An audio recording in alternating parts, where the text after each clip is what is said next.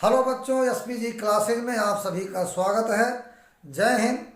और जो है आने वाले हिंदी के पेपर की हम तैयारी वीडियो के माध्यम से आप लोगों को करा रहे हैं। आज हम भाषा और आधुनिकता, लेखक हैं प्रोजी सुंदर रेड्डी, इस पर प्रकाश डालेंगे। आप लोग इसको समझिए।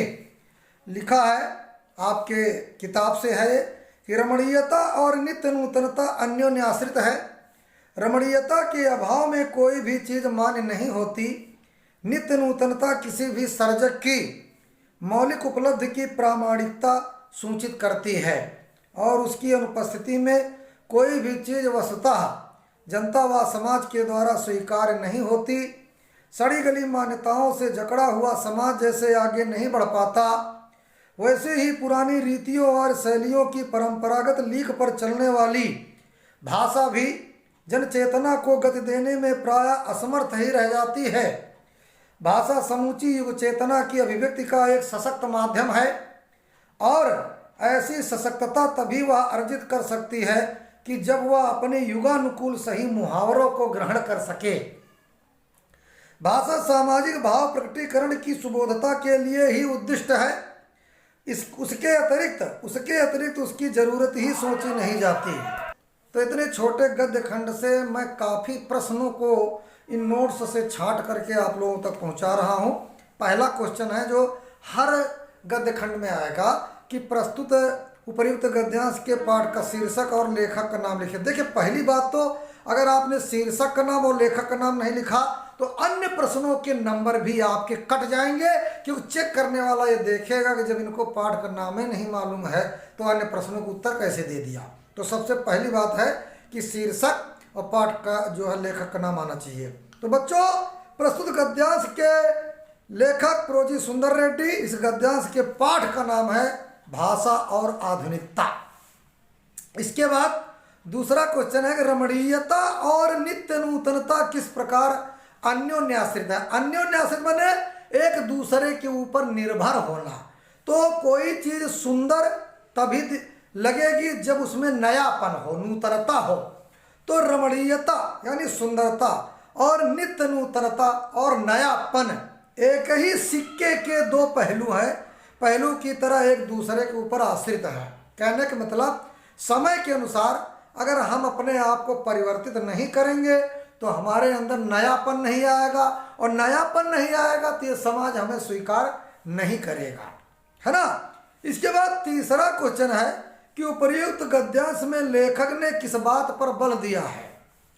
तो प्रस्तुत गद्यांश में लेखक ने इस बात पर बल दिया है कि जिस प्रकार सौंदर्य में, सुंदरता में नवीनता होनी चाहिए, नयापन होना चाहिए, उसी प्रकार भाषा में नवीनता आती रहनी चाहिए। पुराने रीति रिवाजों के अनुसार नहीं, सड़ी गली मान्यताओं के अनुसार हमें नहीं रहना चाहिए। इसके बाद चौथा क्वेश्चन है कि लेखक ने किसे अभिव्यक्ति का एक सशक्त माध्यम माना है। तो लेखक ने भाषा को युग चेतना की अभिव्यक्ति का एक सशक्त माध्यम माना। देखो भैया, हम अपनी बात भाषा के द्वारा आप तक पहुंचाते हैं, आप अपनी बात भाषा के द्वारा हम तक पहुंचाते हैं। तो भाषा ही तो एक सशक्त माध्यम है, लेकिन भाषा कहने का तरीका आपके अंदर नयापन आना चाहिए, तो उसका असर ज़्यादा होता है। इसके बाद जो है रेखांकित अंश की व्याख्या कीजिए। अब जौने लाइन के नीचे रेखा है हम उसकी व्याख्या करेंगे। तो भैया यहाँ देखो, रमणीयता और नित्य नूतनता अन्योन्याश्रित है। रमणीयता के अभाव में कोई भी चीज मान्य नहीं होती। पहले एक की व्याख्या करो, तो हेडिंग डालो रेखांकित अंश की व्याख्या, है ना। तो लेखक का कहना है कि भाषा की नवीनता, भाषा का नयापन, है ना, उसकी सुंदरता और रमणीयता यानी सुंदरता की द्योतक है, यानी परिचायक है। जो वस्तु रमणीय होगी यानी सुंदर होगी वो नई भी होगी, है ना, और जो नवीन होगी उसमें रमणीयता भी रहेगी। दोनों एक दूसरे की बात, अगर नई है तो सुंदर है, सुंदर है तो नई है, एक दूसरे के ऊपर निर्भर है। इस प्रकार नवीनता और रमणीयता एक दूसरे पर आश्रित है, निर्भर है, अथवा एक ही सिक्के के दो पहलू हैं। बिना रमणीयता के कोई भी वस्तु महत्वपूर्ण नहीं होती, उसकी कोई वैल्यू नहीं होती, कीमत नहीं होती। उसको मौलिकता की मान्यता भी नहीं मिल सकती, उसकी कोई पहचान ही नहीं रह पाती। भाषा के महत्व पर प्रकाश डालते हुए प्रोजी सुंदर रेड्डी जी ने कहा है कि भाषा अभिव्यक्ति का माध्यम है ना, अभिव्यक्ति का सशक्त माध्यम है। ऐसी सशक्तता तभी प्राप्त हो सकती है जब हम मुहावरों का युगानुकूल प्रयोग करें, मुहावरे हों, है ना, एक से बीच में कविताएं जोड़ दें तो हमारी भाषा का असर ज्यादा रहेगा। मुहावरों का प्रयोग सामाजिक सुबोधता के लिए आवश्यक है। इसके बाद 6 क्वेश्चन है कि सर्जक की मौलिक उपलब्धि अभिव्यक्ति का प्रमाण क्या है। इसका आंसर देखो तो नित्य नूतनता, यानी रोज नयापन होना चाहिए। किसी भी सर्जक की मौलिक अभिव्यक्ति की प्रामाणिकता सूचित करती है। सर्जक कौन, जैसे कवि हैं, लेखक हैं, राइटर हैं, है ना, ये सब हमारे सर्जक हैं। सोशल रिफॉर्मर हैं, समाज के सुधारक हैं। अगर समय के अनुसार ये लोग अपने अनुसार अपने आप को चेंज नहीं करेंगे तो समाज को नयापन नहीं लाएंगे, नए समाज में नया संदेश नहीं दे पाएंगे। तो इनको भी परिवर्तित होना चाहिए। इसके बाद 7वां क्वेश्चन है कि किससे जकड़ा हुआ समाज आगे नहीं बढ़ पाता, है ना। तो सड़ी गली मान्यताओं में जकड़ा हुआ समाज आगे नहीं बढ़ सकता है। जो समाज पुराने रीति रिवाजों से चल रहा है, इसमें सड़ी गली अंधविश्वास मान्यताएं हैं, वो समाज कभी आगे नहीं बढ़ सकता है। इसके बाद बच्चों अगला क्वेश्चन है कि रमणीयता और उद्दिष्ट शब्दों का अर्थ स्पष्ट कीजिए। तो बच्चों रमणीयता का अर्थ है सौंदर्य, मोहक, जो आकर्षित करे, मोहित करे, है ना। और उद्दिष्ट का अर्थ है बताया गया या स्पष्ट किया गया। इन 2 शब्दों का अर्थ आप लोग तैयार कर लेना। इसके बाद 9वां क्वेश्चन देखो, नित्य नूतनता क्या सूचित करती है। नित्य नूतनता क्या सूचित करती है। नित्य नूतनता भाषा की सुंदरता एवं रमणीयता की द्योतक है। नयापन जो है भाषा की सुंदरता लाएगी भाषा में और रमणीयता का परिचायक है। इसके बाद अगला है 10th, युग चेतना की सशक्त अभिव्यक्ति का साधन क्या है। तो भाषा समस्त युग चेतना की अभिव्यक्ति का सशक्त माध्यम है। अगर आप अपनी बात लोगों तक पहुंचाना चाहते हो तो आपकी भाषा में सशक्तता होनी चाहिए, जिससे उनके दिल में आपकी बात बैठ जाए, है ना। जैसे कई नेता लोग होते हैं, जब वो भाषण मंच पर देते हैं तो जनता अट्रैक्टेड हो जाती है क्योंकि उनकी भाषा में सशक्तता है ना। तो 11वां क्वेश्चन है अन्योन्याश्रित और परंपरागत शब्दों का अर्थ लिखिए। देखियो अन्योन्याश्रित, अन्य, है ना, अन्योन्याश्रित एक दूसरे पर आश्रित होना, और परंपरागत माने परंपरा से चली आ रही, है ना, रीति रिवाज से चली आ रही। तो इस प्रकार से अगला टॉपिक है कि भाषा स्वयं संस्कृति का एक अटूट अंग है। संस्कृत परंपरा से निःसृत होने पर भी परिवर्तनशील और गतिशील है। उसकी गति विज्ञान की प्रगति के साथ जोड़ी जाती है। वैज्ञानिक आविष्कारों के प्रभाव के कारण उद्भूत नई सांस्कृतिक हलचलों को शाब्दिक रूप देने के लिए भाषा के परंपरागत प्रयोग पर्याप्त नहीं है। इसके लिए नए प्रयोगों की, नई भाव योजनाओं को व्यक्त करने के लिए नए शब्दों की खोज की महती आवश्यकता है। तो बच्चों इस टॉपिक से आइए हम आपको बताते हैं, है ना, और समझाते भी चलेंगे आपको। उपरोक्त गद्यांश का संदर्भ लिखिए। जैसे पिछले टॉपिक में लिखा था, पाठ का नाम जो है भाषा और आधुनिकता, लेखक का नाम प्रोजी सुंदर रेड्डी।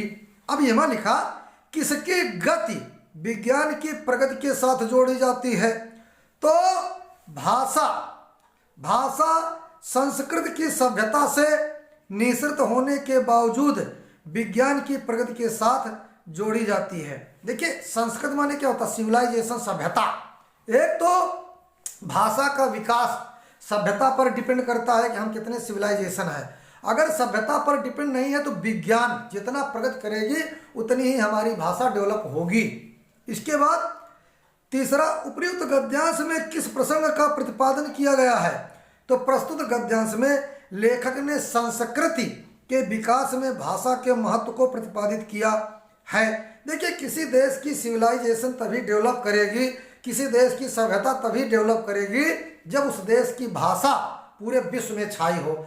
आज अंग्रेज लोग विश्व के कोने कोने पर गए तो आज हर जगह अंग्रेजी भाषा का अंग्रेजी भाषा विश्व में कोने कोने में छाई हुई है और अंग्रेजियत यानी उनकी सिविलाइजेशन भी चारों ओर फैली है।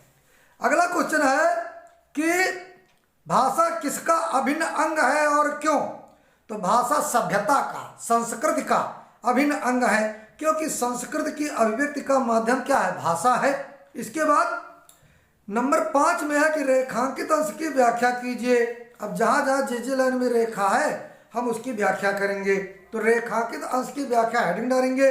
लेखक का कहना है कि भाषा संस्कृति का अभिन्न अंग है, क्योंकि भाषा और सभ्यता एक दूसरे के सिक्के की तरह दो पहलू हैं, क्योंकि संस्कृति की अभिव्यक्ति का माध्यम भाषा ही है। संस्कृत भाषा नहीं, संस्कृत सभ्यता जिसको कहते हैं, संस्कृत माने सभ्यता। सभ्यता की, संस्कृत की रचना और विकास परंपराओं द्वारा होता है। परंपराएं क्योंकि परिवर्तनशील होती हैं, रीति रिवाज है ना, इसलिए संस्कृत भी एक जैसी नहीं रहती, वो भी परंपराओं की तरह बदलती रहती है। इस रूप में हम कह सकते हैं कि संस्कृत गतिशील होती है। जैसे हमारी परंपराएं बदलती रहती हैं वैसे हमारी सभ्यताएं भी बदलती रहती हैं, है ना। और इसके बाद हम इसको दूसरे रूप में भी लिख सकते हैं कि आज जिस तरह से नए नए वैज्ञानिक आविष्कार हो रहे हैं उसके कारण उद्भूत नई सांस्कृतिक हलचल को शाब्दिक रूप देने के लिए परंपरागत भाषा का प्रयोग पर्याप्त नहीं है। देखिए, जैसे मान लिया ट्रेन का आविष्कार हुआ या रसिया में जो है स्पुतनिक का आविष्कार हुआ, तो स्पुतनिक को हम हिंदी भाषा में डायरेक्ट स्पुतनिक ही कहेंगे, हम उसकी दूसरी हिंदी नहीं बनाएंगे, नहीं हमको परेशानी पड़ेगी। तो जिस देश में, जापान में या इंग्लैंड में या रसिया में कोई भी चीज़ जहाँ उसका आविष्कार होता है और जो नाम वहाँ रखा जाता, उस नाम को हम अपनी हिंदी में सीधे सीधे स्वीकार हमें करना चाहिए। यही भाषा की आधुनिकता हम कह सकते हैं, है ना। देखिए, नंबर 6 में पूछा उद्भूत और परंपरागत का अर्थ बताइए। तो उद्भूत का अर्थ है उत्पन्न होना और परंपरागत का अर्थ है परंपरा से चली आ रही। इसके बाद 7th में है कि संस्कृति की विशेषताओं का उल्लेख कीजिए। तो संस्कृति की मुख्य विशेषता है परिवर्तनशील, चेंजिंग और गतिशील होना, मूवमेंट, है ना। इसके बाद 8वां है कि नए शब्दों की खोज की आवश्यकता क्यों होती है। भाव योजनाओं को व्यक्त करने के लिए नए शब्दों की खोज की आवश्यकता होती है। इसके बाद बच्चों, सांस्कृतिक हलचलें किसके लिए पर्याप्त नहीं है। तो सांस्कृतिक हलचलों को शाब्दिक रूप देने के लिए भाषा के परंपरागत प्रयोग पर्याप्त नहीं है। कहने का मतलब यह है कि जितनी सांस्कृतिक हलचलें हैं उसको जहां नाम जो दिया गया जिस देश में, उसको सीधे हम अपनी भाषा में स्वीकार कर लें, इसमें कोई परंपरागत की जरूरत नहीं है, भाषा के परंपरागत की जरूरत नहीं।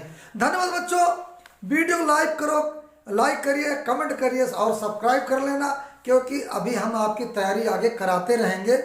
है, अभी से मान लीजिए ठंडी खा रहे हो, हर बैठे हिम्मत नहीं ना, तो अपना रजाई के अंदर मोबाइल ऐसे खोल लो, लीड लगा लो, आराम से वीडियो देखो।